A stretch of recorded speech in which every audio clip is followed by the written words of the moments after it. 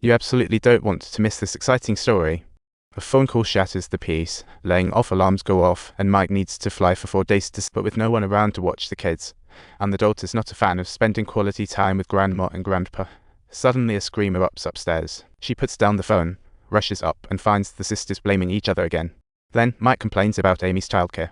Oh, come on. Amy hadn't eaten all day. She was too busy cooking dinner to soothe the kids to sleep. Mike notices the paper towels are missing and starts complaining Amy should have made a stop at the store on her way back. I mean, isn't that what babysitters are? Amy kept quiet, but when he said their home needed a smart babysitter, she couldn't hold back any longer. She begs Mike to find someone else, storms off, then quickly runs after him to apologize, realizing her mistake. But alas, Mike can't keep him, and under the mounting pressure, he feels a wave of helplessness. It's tough running a household. And to make matters, the call ends and Mike has to get back to work. He talks to Daisy, trying to convince her to accept living with Grandma and Grandpa. But Daisy is not ready to face a 4-day senior citizen hangout with the grandparents. She wants to stay with Amy, but Mike wishes he could make her understand how vital Amy is to their family. Only Amy's in full-blown cold. Mike tries to flex his dad's authority to persuade Daisy, but she just wants to find her biological dad, and off she runs. Subtitles. Mike doesn't hesitate, runs up for a tight hug, promises to apologize to Amy. He brought this on himself. He steels himself to apologize to Amy, owning up like a champ in front of the girls. It's a great teaching moment, and Amy's not a bad person. Seeing the girls in tears, she decides to forgive Mike. Finally, it's the day Elise is heading home.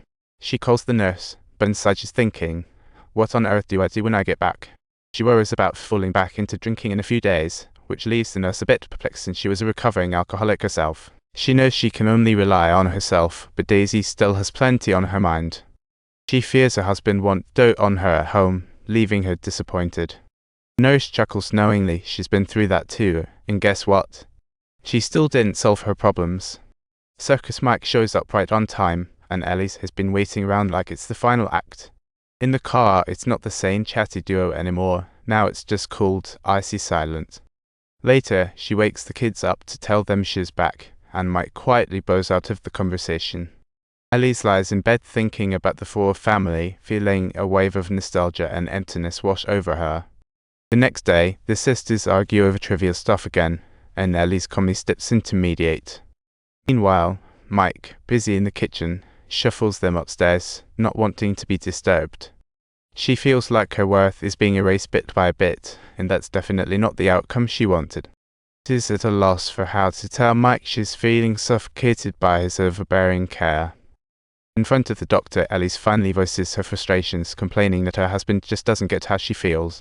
Subtitles. Mike finally comes to realize the extent of harm he has caused to his wife, and the doctor recommends that he attend a support group for relatives of alcoholics in order to ease the tension.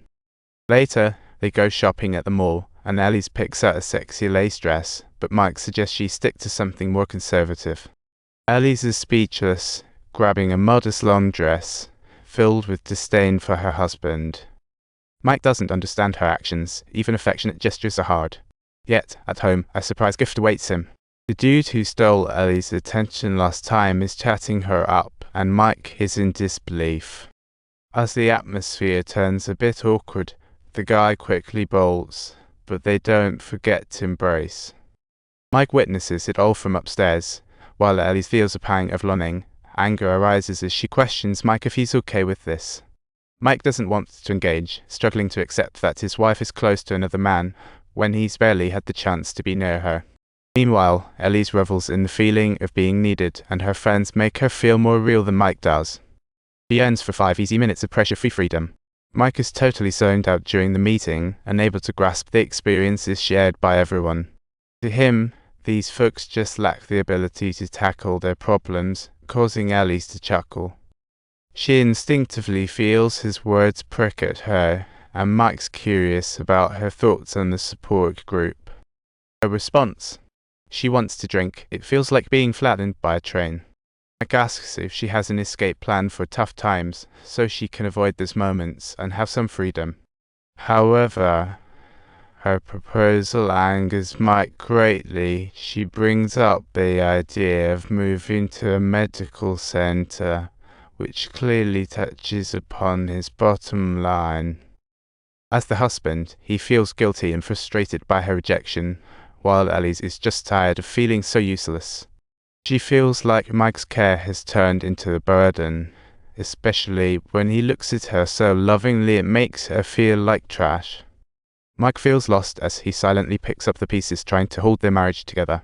Meanwhile, Alice hopes he can just admit, "I don't understand." Subtitles. She doesn't wish to witness Mike being extremely busy all the time. She yearns to feel needed once more and to discover a sense of accomplishment in doing household tasks.